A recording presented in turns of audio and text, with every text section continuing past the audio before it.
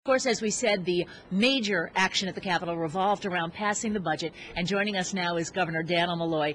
Governor, thank you so much for being with us this morning. Well, thank you. It's a great honor to be here. Thank you. Governor, if this were your rookie season as a baseball player, your card would look pretty good with your stats right now. Yeah, well, you know, I don't think you make judgments about a term in that short a period of time. We have a lot of work to do in Connecticut, particularly returning to a job growth agenda once we get this budget done. Although this budget clearly is a pro-jobs budget, notwithstanding what some people said on the floor yesterday. You know, the fact that businesses across this country, across this state, and organizations that represent the interest of business actually endorsed this budget, this framework, is pretty significant. Never been done before on the spending and tax side by business. And so, you know, I understand the theatrics of what transpires on the floor of the Senate or the floor of the House. Mm-hmm. The reality is the people of the state of Connecticut want a budget that's transparent, that's honest, that begins the process of fully funding our obligations, which we're not doing. We're billions of dollars in the red because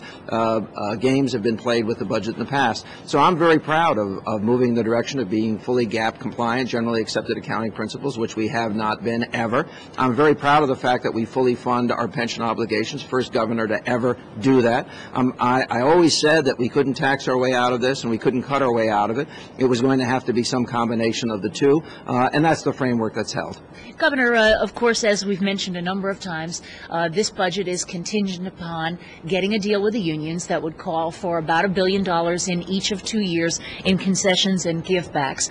Are we on target to get a labor deal, do you think? Well, we're going to be on target to have a balanced budget by July 1st. We're either going to reach the agreement that you've just described, or there'll be an additional round of cuts to the budget representing about $1 billion in expenditures per year. Mm-hmm. It's as simple as that. I said we couldn't tax our way out of it, meaning that we couldn't pay all of our obligations with additional tax revenue without hurting ourselves very significantly, nor could we cut our way out of it, and we particularly can't cut our way out of it if we don't restructure our relationship with my fellow state employees.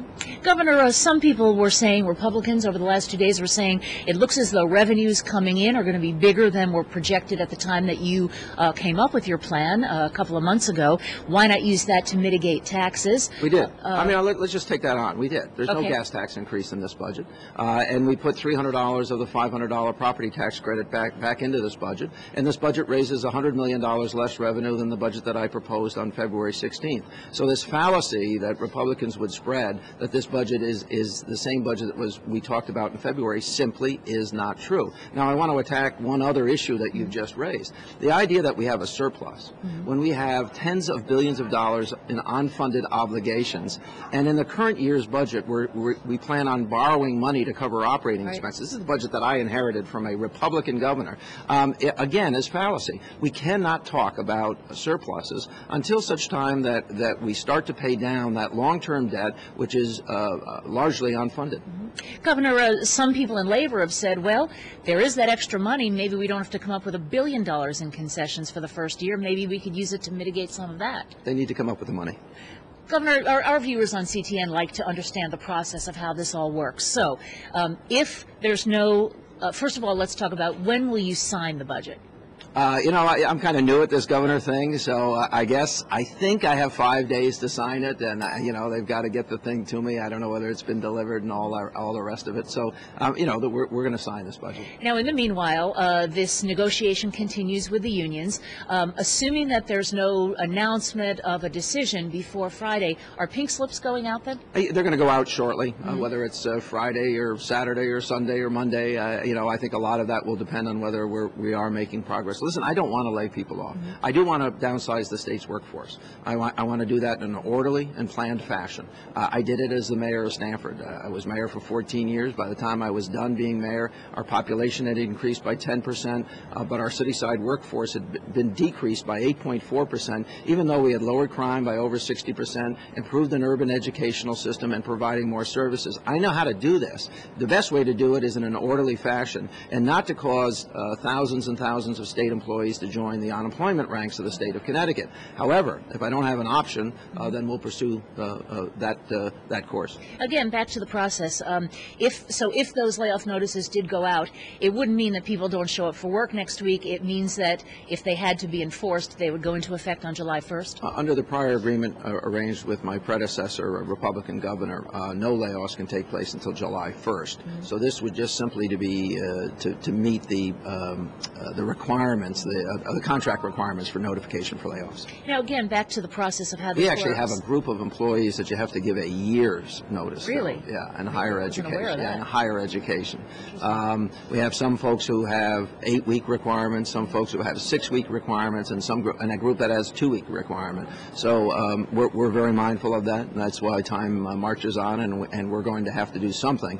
But I'm hoping we're going to reach an agreement. Well, as time marches on and those negotiations go on, isn't there also in the process a requirement for you to present an alternative budget, or at least prepare one, as a side note, and have that ready for the legislature if needed? Yes. Yeah, that's being worked on. Okay, so I think, in round numbers, that would represent about $1 billion in additional cuts to the budget.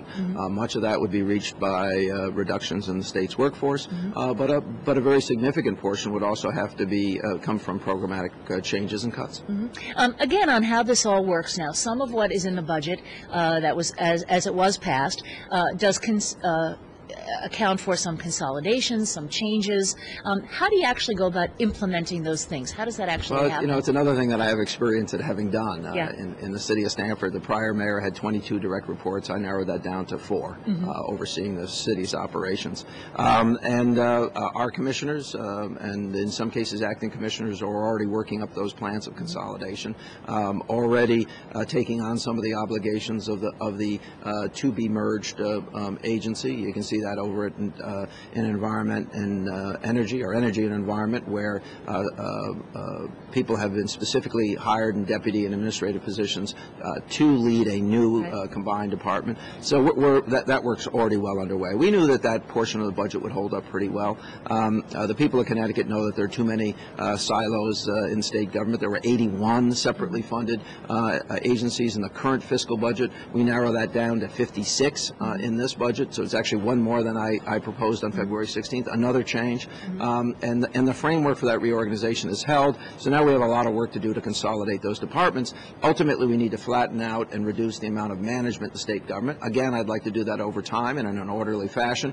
I'm not anxious to add to the unemployment rate in Connecticut while it's already too high. On the other hand, if I don't have other recourse, then we'll have to proceed in that direction.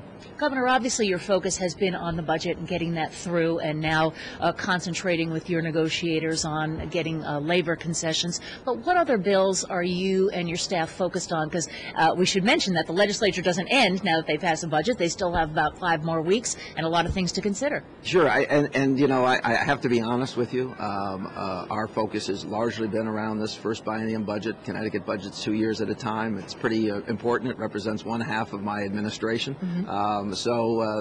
That's pretty important. There are other bills that we're watching, and we'll work with the legislature on to improve if we have objections, or to look forward to signing should they pass. Governor, you went all around the state and held 17 town hall meetings to tell people about your budget. Will you be going out on the road again to talk to people one-on-one? Oh, sure. I mean, I think that's something I do all the time. I think I've visited already 15, 16 businesses, most of those larger employers, but some of them very small employers as well. I've done just about every Chamber of Commerce organization in the state. All of them that have invited me, I've been there, and I'll go back. We need to have a dialogue. I certainly want to devote a lot of next year to educational reform in the state of Connecticut, pre-K through 12. We did tackle higher education a reorganization in this budget. So we're going to spend a lot of time getting ready for the next session, believe it or not. And I'd like to reach an agreement with the legislature, with the legislative leadership, that much of that focus needs to be on education. One last thing, and that comes from some of the people who watch CTN regularly, and they're wondering, how are you finding the process of working with the legislature, and is there anything surprising or that you weren't expecting to happen when you came into office? So far, so good. I mean, I think that I've developed good working relationships with the President Pro Tem, Mr. Williams, with the Speaker, Mr. Donovan, with their deputies as well. I think they needed to learn a little bit about me, and I needed to learn a little bit about them in the process. I've never served in the legislature. Most of my governmental experience, either as a prosecutor or as a mayor, has been on the executive side of government. I did serve on a Board of Finance and a Board of Education for a while as a younger person coming through the political ranks. But so much of what I've done has been on the administrative side, developing a more robust understanding of the politics and policies within these two buildings, the Legislative Office Building and the Capitol, has been an experience for me, but one that I've actually enjoyed. Governor, some of the Republicans said they feel as though you didn't cross the aisle to reach out to them. Can you do that now that the budget is passed? I've actually, with all due respect to whatever they said, I've met with them more than they met with their prior Republican governor. Their way of communications has largely been around, throwing a budget out there that was not balanced, that repeated all of the same gimmicks that the prior administration had included in its budget, did not fully fund the state's obligations, called for over $750 million in unspecified savings, and adopted my $2 billion model for labor. It was not in a serious attempt, with all due respect, to solve the state's problems. The budget that I've put out and the framework that I've put out has won widespread endorsement, including by companies like United Technologies and the Aetna and the largest insurers and the largest business organization in Fairfield County. It tells you something that the folks who traditionally support Republican candidates and traditionally are most concerned about economic welfare have actually sided with me on this fight. I think that should not be lost. Having said that, I am fully cognizant that we have asked everyone to make a sacrifice in this state, and I hope that as many of those sacrifices will be short-lived as possible as we begin the process of reorganizing government, making it smaller, making it more efficient, producing the kinds of efficiencies in our own house that so many Connecticut citizens have had to do in their own family budgets. We need to be transparent. We need to pay our debts. We need to begin the process of paying down the unfunded obligations that the prior administration, the administration before that, the administration before that signed on to. I mean, after all, I followed a Republican governor who entered into a 20-year labor contract on benefits, in some cases starting with co-pays that were so small that some state employees actually have admitted to me that if there's a line at the pharmacy, they actually wait for everyone else to go so that no one will know how small their co-pay is. Oh, Governor, well, listen, we thank you so much. I know it's been an interesting week for you already, and we look forward to seeing what happens as this week plays out and goes into next week. Thanks so much for joining us today. Thank you. Governor Dannel, Malloy, our guest today on CTN. And just a little bit more about